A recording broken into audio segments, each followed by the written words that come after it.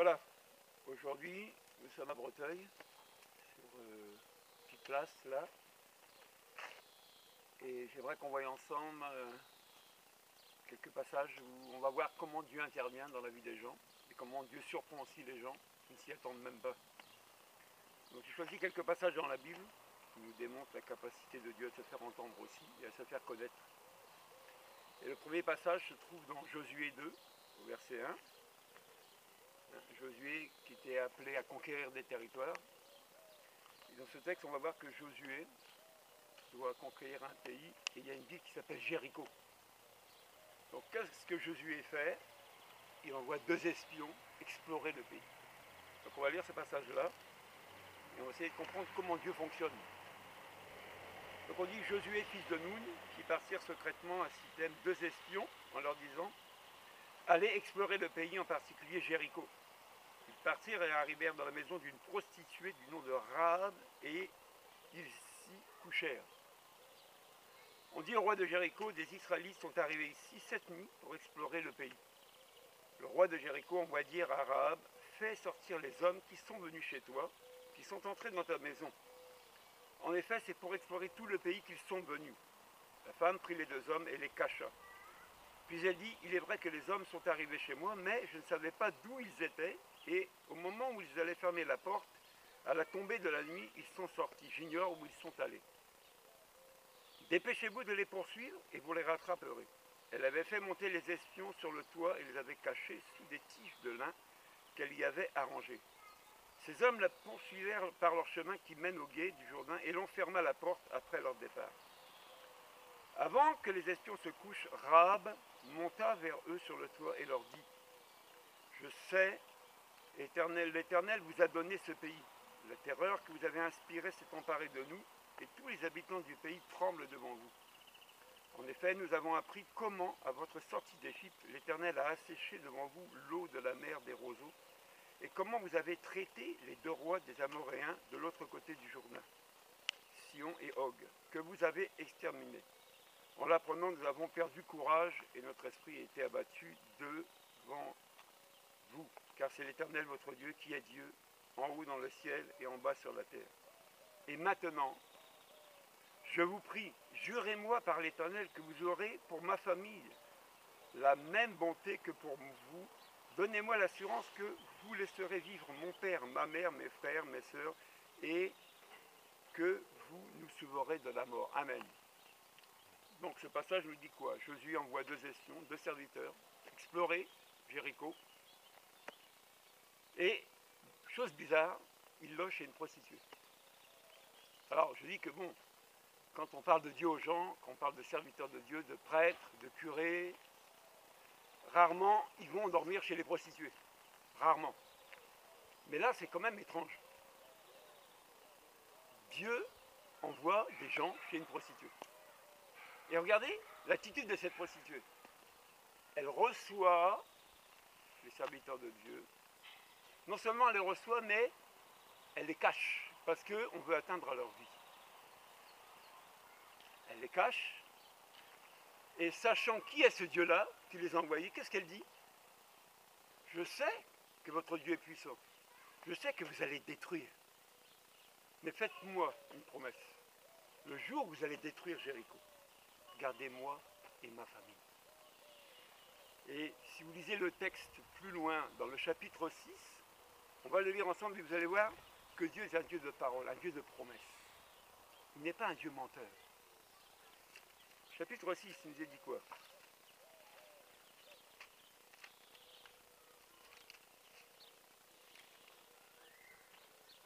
Au verset 15. Le 7e jour, ils se levèrent de bon matin dès l'aurore, et ils firent de la même manière 7 fois le tour de la ville.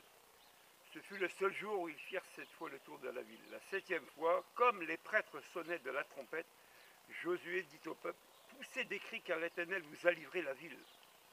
La ville sera vouée à l'Éternel et tout ce qu'il s'y trouve, mais on laissera la vie à Rahab, la prostituée, et à tous ceux qui seront avec elle dans sa maison, parce qu'elle a caché les messagers que nous avons envoyés. Amen. Voyez, quand on reçoit la parole de Dieu, sous-entendu qu'on reçoit des serviteurs de Dieu, et qu'on leur offre l'hospitalité, il y a une promesse. Il y a une promesse que Dieu tient. Jésus dit que celui qui vous reçoit, me reçoit. Et celui qui me reçoit, reçoit celui qui m'a envoyé. Dieu se porte caution de ta maison, parce que tu l'as laissé rentrer. Et ce qui s'est passé avec Rahab, une prostituée, rendez-vous compte, une prostituée. Dieu a utilisé une prostituée pour démontrer qu'il est un Dieu de parole, un Dieu de promesse. Ce qu'il dit, il l'accomplit. Il n'a pas oublié Rahab. Si vous lisez, c'est vrai que vous verrez que Jéricho était détruit, voué à l'interdit. Mais Dieu a épargné qui? Les vaches, tout ça, il n'a pas épargné. Il a épargné Rahab et sa famille. Pourquoi? Parce qu'elle a ouvert sa porte à qui? Sa maison à qui? Aux serviteurs de Dieu. On va prendre un deuxième texte, qui se trouve dans 1 Roi. 1 Roi 17.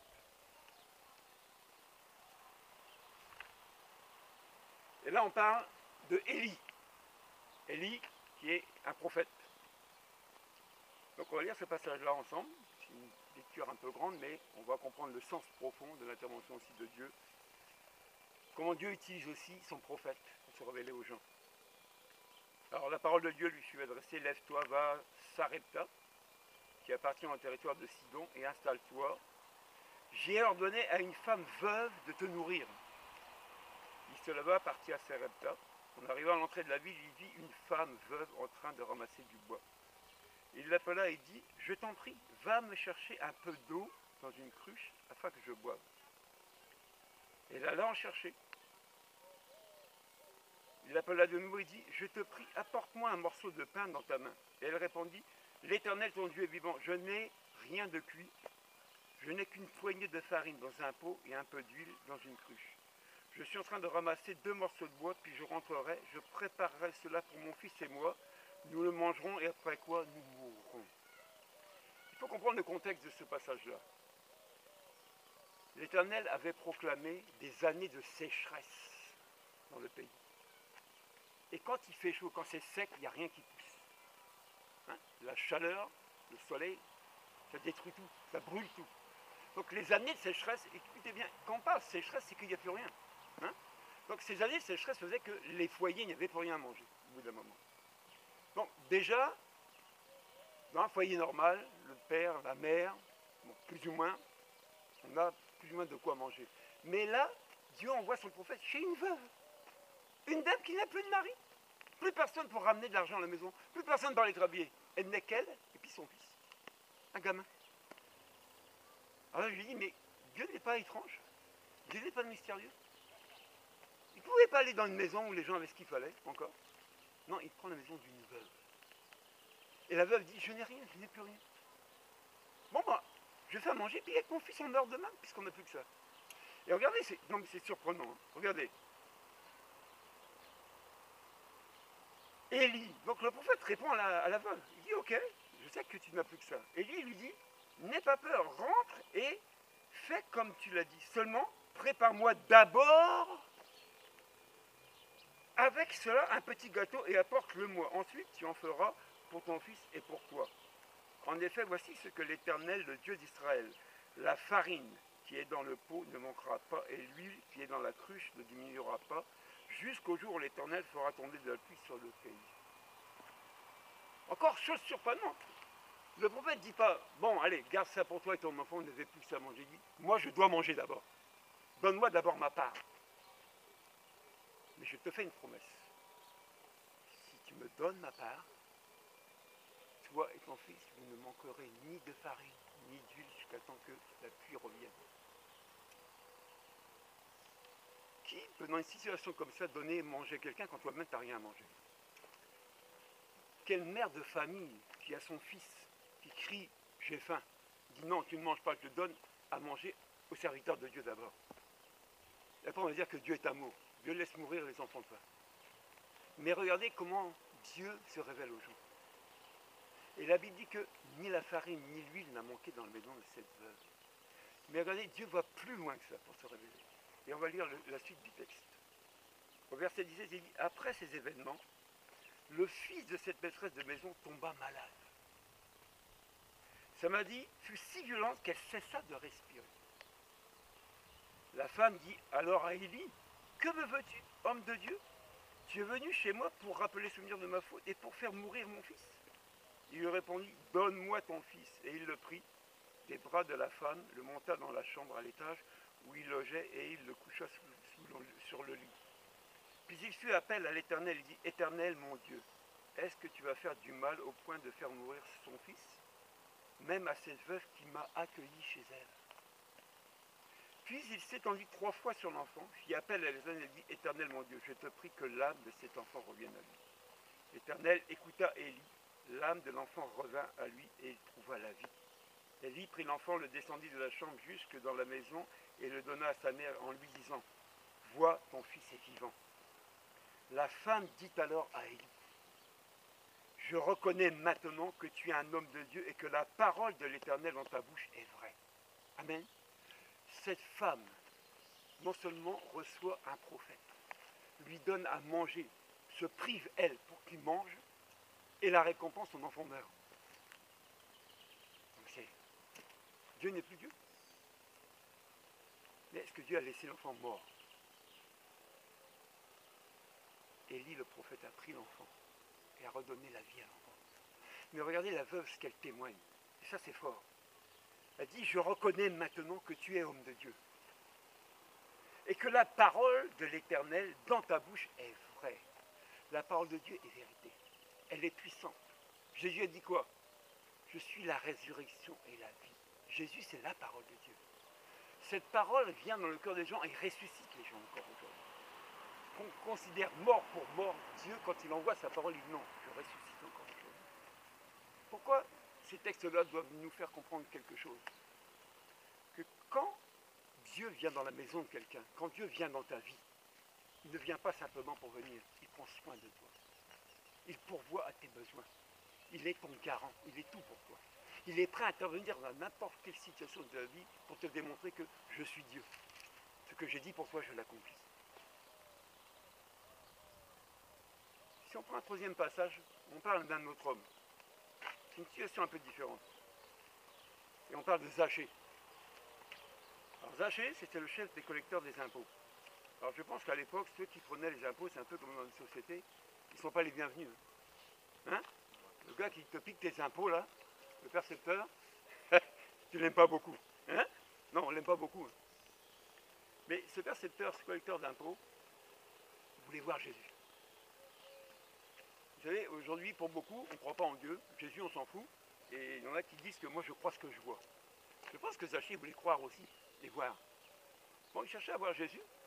Et on dit que Zachée était monté sur un sycomore, sur un gros arbre. Il était de petite taille. Bon, il voulait voir où était Jésus. Et Jésus dit, hey, Zachée, descends. Descends, Zachée. Je t'ai vu. Descends de ton arbre. On va lire ce passage-là et vous allez voir que cette manière où Dieu utilise aussi pour se manifester dans la vie de quelqu'un. Luc 19 au verset 1. Jésus était entré dans Jéricho et traversait la ville. Or un homme riche appelé Zachée, chef des collecteurs d'impôts, cherchait à voir qui était Jésus, mais il n'y parvenait pas à cause de la foule, car il était de petite taille. Il courut en avant et monta sur un sycomore pour voir Jésus, parce qu'il devait passer par là. Lorsque Jésus fut arrivé à cet endroit, il leva les yeux, le vit, et lui dit, Zachée, dépêche-toi de descendre, car il faut que je m'arrête aujourd'hui chez toi. Zachée s'empressa de descendre et l'accueillit avec joie. En voyant cela, tous murmurèrent en disant, ah, il est allé chez un homme pécheur.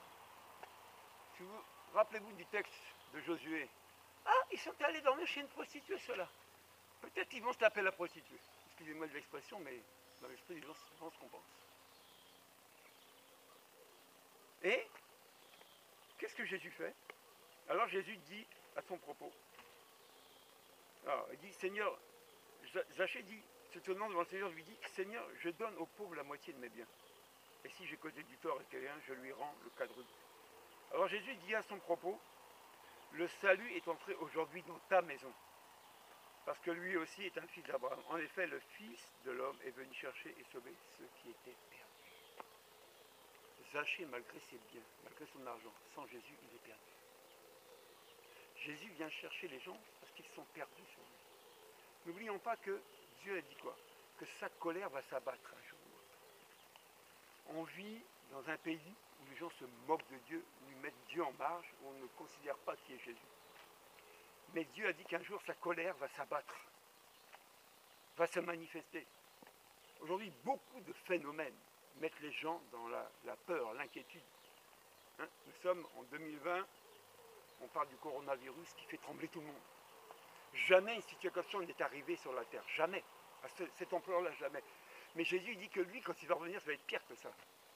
Rendez-vous compte, la colère de Dieu, quand elle va se manifester sur les êtres humains, celui qui n'aura pas accepté Jésus, celui qui n'aura pas fait comme Rahab, comme la veuve, comme Zachée, de faire entrer Jésus dans sa maison. Parce que quand tu reçois un serviteur de Dieu, quand tu reçois la parole de Dieu dans ta maison, c'est le salut qui rentre chez toi. C'est le Sauveur qui rentre chez toi. À toi de l'accepter. Est-ce qu'aujourd'hui on est conscient encore qu'il faut annoncer cette parole de Dieu? Il faut annoncer qu'il y a un Sauveur aux gens. Il y a un passage qui dit, dans Apocalypse 3, on va le lire ensemble, on a l'habitude de le réciter, mais on va le lire parce que c'est important de lire la parole de Dieu. Au verset 20, il dit, « Voici, je me tiens à la porte et je frappe. Si quelqu'un entend ma voix et ouvre la porte, j'entrerai chez lui et je souperai avec lui et lui avec moi. » Aujourd'hui, Dieu frappe encore la porte des gens. Pas à la manière des espions qui sont allés chez une prostituée, mais à la manière de la parole de Dieu. Quand Dieu parle à quelqu'un, il frappe à la porte de son cœur. Son cœur qui n'est autre que ses sentiments et ses pensées. Dieu veut se révéler aux gens à travers sa parole. Dieu appelle les gens. Il dit, je frappe, ouvre. Je veux rentrer chez toi. Je veux te sauver. Maintenant, il y a un autre verset qui dit, dans Hébreux 3, si tu entends sa voix, n'endurcis pas ton cœur. Aujourd'hui, le cœur de l'homme est dur et tortureux par-dessus tout. Les gens sont réticents à la parole de Dieu. Les gens, tu peux leur parler du beau temps, de la pluie, ils vont t'écouter. Tu leur parles de Jésus, ils se ferment, ils ne veulent pas entendre. Mais regardez la manière que Dieu utilise pour se faire entendre et se révéler aux gens. Il peut aller chercher une prostituée pour qu'elle témoigne de qui est Dieu. Il peut aller chercher une veuve qui n'a rien pour dire, moi je prends soin de cette veuve-là. Dieu est capable de tout. Il est allé chez Zachée, quelqu'un qui était riche, quelqu'un qui était peut-être un voleur, un escroc, parce qu'il piquait peut-être de l'argent. Mais Zachée a reconnu que si je dois quelque chose à quelqu'un, je le donne, je rembourse. Zachée a reconnu. Et qu'est-ce que Jésus a dit? Aujourd'hui, Zachée, le salut est entré chez toi. Dieu veut se révéler aux gens. Donc ce message-là est pour nous, déjà, les chrétiens qui croyons en l'évangile, que nous, on a accepté le Sauveur. Jésus est venu manger avec nous, on lui a ouvert la porte. Amen. Mais Jésus est notre garant aujourd'hui. De la même manière qu'il a pris soin de Rahab contre la mort, il nous garantit aussi de la mort. Il a pris soin de la veuve contre la disette, il nous garantit de pourvoir à nos besoins. Et on s'inquiète encore. Rendez-vous compte. Qu'est-ce qu'il a dit au geôlier? Crois en moi et tu seras sauvé, toi et ta famille. Rendez-vous compte. Tu acceptes Jésus, il y a une promesse qui est liée. Tu annonces la parole à ta famille. Et ta famille, si elle croit, elle est sauvée aussi. Mais est-ce qu'aujourd'hui on reconsidère Dieu dans cet aspect-là? Est-ce qu'on considère que Dieu est un Dieu capable de tout, qu'il utilise toutes les situations possibles pour se révéler aux gens? Rendez-vous compte, une ville qui doit être dévastée à cause de l'hospitalité que tu fais aux serviteurs de Dieu. Dieu t'épargne. Hein? Quand je lui dis que quand tu reçois quelqu'un et que tu donnes même un petit verre d'eau, tu ne peux pas perdre ta récompense. Si c'est un serviteur de Dieu, tu reçois une récompense de serviteur de Dieu. Est-ce qu'aujourd'hui nos maisons sont hospitalières? Est-ce qu'on est prêt à recevoir la parole de Dieu aussi? Davantage. Je crois qu'à travers ce passage-là, il faudrait qu'on soit encouragé et qu'on annonce à ceux qui ne connaissent pas l'évangile. Jésus frappe à ta porte, ouvre-la. Ouvre ton cœur à Jésus. Dieu veut te sauver. Et vous savez, des passages, des témoignages, il y en a rempli la Bible. Des gens qui étaient malades, Dieu les a guéris. Des gens qui étaient infirmes, Dieu les a guéris. Des morts qui étaient morts depuis 4 jours, Dieu les a ressuscités. On a un Dieu qui est capable de tout. À nous d'annoncer ce Dieu-là à cette nation. À nous d'annoncer l'évangile partout où on passera. Aujourd'hui, on est à Bretagne, on est dehors, il y a des gens qui écoutent, je dis gloire à Dieu. Il faut que les gens sachent que Jésus est le Sauveur. Regardez, en 2020, quelle que soit la technologie qu'on a, quelle que soit la pointure de la technologie, les situations qui nous arrivent dépassent tout le monde. Tout le monde est perdu, tout le monde se contredit. Mais il n'y a aucune situation qui dépassera Dieu, aucune. C'est lui le maître, c'est lui qui est souverain, c'est lui qui établit autorité surtout. Et c'est lui qui a le pouvoir surtout. Mais Dieu veut manifester son amour à cette nation, aux autres nations. Dieu veut se révéler aux gens pour leur dire qu'il les aime et qu'il est venu pour les sauver. Et ce salut-là est gratuit. Il suffit d'ouvrir son cœur et d'accepter Jésus, de le laisser rentrer dans ta vie. Et Dieu te bénira en retour et il se portera garant de toi. Dieu a fait une promesse, il a dit, je ne t'abandonnerai jamais, je ne te délaisserai jamais, je serai avec toi tous les jours jusqu'à la fin du monde. Tous les jours, Dieu promet qu'il sera ton garant. Il ne t'abandonnera jamais, il ne te laissera jamais sans rien manger, c'est le meilleur des pères. Tu as faim, tu cries à Dieu, il te nourrit d'une manière ou de l'autre. Si vous lisez cet texte, vous verrez que Dieu était capable d'envoyer son prophète, et c'est les corbeaux qui donnaient à manger au prophète. Les corbeaux véhiculaient du pain et de la viande pour nourrir le prophète. Qui peut croire que Dieu est capable encore aujourd'hui de faire ça? Vous voyez, on a une Bible qui est un livre de témoignages. Pour que nous, déjà qui croyons, on puisse avoir cette foi que Dieu est encore capable davantage. Pour beaucoup, c'est des moments difficiles, mais c'est souvent à travers les difficultés que Dieu se révèle. Ne pensez pas que Rahab, quand les espions sont sortis de chez elle, quand ils sont venus pour détruire Jéricho, est-ce que la dame avait vraiment l'assurance qu'il tiendrait promesse? Cette veuve, quand le prophète dit « Donne-moi d'abord à manger, tu mangeras après », est-ce qu'elle avait vraiment cette assurance qu'il restera à manger pour elle? Est-ce qu'elle pensait que son enfant, le prophète, est capable de le ressusciter? Et Zachée, est-ce qu'il se sentait digne de recevoir Jésus chez lui? Est-ce qu'il se sentait digne de recevoir le Maître? Je ne pense pas. Mais Dieu a démontré qu'il est Dieu. Et qu'on a un Dieu d'amour. Et que dans sa grande miséricorde, Dieu intervient toujours. Voilà ce que je voulais partager avec vous. Que Dieu vous bénisse. Et on va passer un temps à prier. Prier pour l'Église qui a reçu la mission d'aller partout dans le monde annoncer la bonne nouvelle. Cette bonne nouvelle, c'est ce qu'on a parlé aujourd'hui. D'un Dieu qui aime, d'un Dieu qui est sauveur. Et c'est de ce Dieu-là qu'on a besoin. Prions vraiment que Dieu nous fasse grâce, que sa parole est vérité, et que sa parole s'accomplira toujours. Dieu est capable de faire tout ce qu'il dit. Les promesses de Dieu s'accompliront.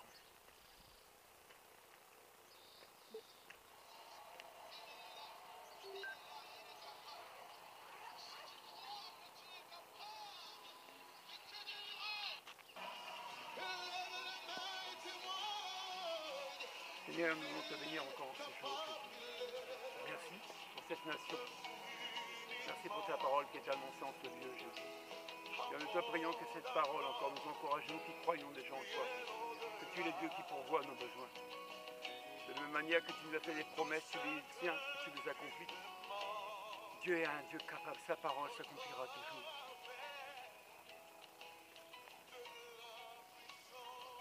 Seigneur, nous te prions aussi pour ceux et celles qui ne te connaissent pas encore. Je dis, si vous entendez ma voix, non dire, ce n'est pas votre cœur. Je dis, je viens frapper à ta porte. Ouvre cette porte et je souffre avec toi et toi avec moi. Et là, tu appelles encore au salut des âmes qui sont perdues. Tu appelles encore la repentance les hommes et les femmes qui ne te connaissent pas. Car nous voulons crier à toi en ce lieu pour le salut des âmes. Nous voulons crier à toi afin que ton Église accomplisse sa mission, celle que tu lui as donnée, d'aller partout dans le monde annoncer la bonne nouvelle. Tu dis que celui qui croira, qui sera baptisé, sera sauvé. Seigneur, nous crions à toi pour que les hommes se tournent vers toi. Seigneur, nous sommes conscients des moments difficiles, des moments d'inquiétude que nous traversons tous. Mais aucune inquiétude ne peut te surprendre. Aucune situation ne peut te dépasser. Tu es le Dieu de toutes les situations. Seigneur, tu avais prévu l'épargne arabe. Tu avais prévu d'aller chez cette veuve te manifester. Tu avais prévu de croiser le chemin de Zachée. Et tu as prévu de croiser le chemin de beaucoup encore aujourd'hui, de rencontrer beaucoup de personnes sur ton chemin. Et nous le croyons, nous le proclamons, que tu toucheras le cœur d'un maximum de personnes. Père, nous te bénissons en ce jour.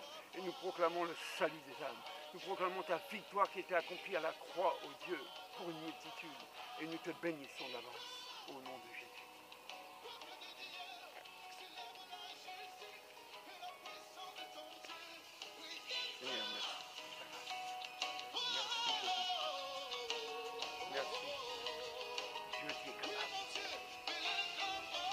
Dieu est capable. Dieu est capable de faire ce qu'il veut.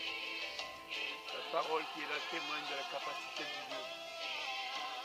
Dieu est capable de changer toutes les circonstances. Le seul capable de changer le mal en bien. Le seul capable d'intervenir où l'homme ne peut plus intervenir. Le seul Dieu capable de faire des miracles. Bien, souvent où la science a condamné, où les hommes ont condamné, Dieu dit non, moi j'interviens, c'est ça le miracle de Dieu. Pour beaucoup, les situations sont devenues délicates, difficiles, impossibles à vivre, impossibles à gérer. Dieu dit non, confie-toi en moi, donne-moi ta vie, laisse-moi rentrer chez toi et tu vas voir, moi je gère toutes les situations à ta place. Je suis le Dieu qui te cautionne, je suis le Dieu qui te garde. Je suis ce Dieu qui prend soin de toi mieux que tes parents, mieux que les hommes. Je suis Dieu qui t'a créé, qui te connaît. Voilà pourquoi Dieu se manifeste encore aujourd'hui. Et Dieu veut se faire entendre encore aujourd'hui à travers sa parole. Dieu appelle l'homme à la repentance. Dieu appelle les gens au salut de leur âme. N'oubliez pas que la colère de Dieu va s'abattre. La Bible est claire. Celui qui a le Fils a la vie. Celui qui n'a pas le Fils n'a pas la vie. Mais la colère de Dieu demeure sur lui. Seigneur, nous te bénissons encore ce jour. Je proclame que tu es un grand Dieu pour cette nation. Pour cette nation, Seigneur, à cause de ta parole, tu gagneras. Tu montreras que tu es le Dieu capable de tout. Et nous te bénissons d'avance pour ça. Au nom de Jésus.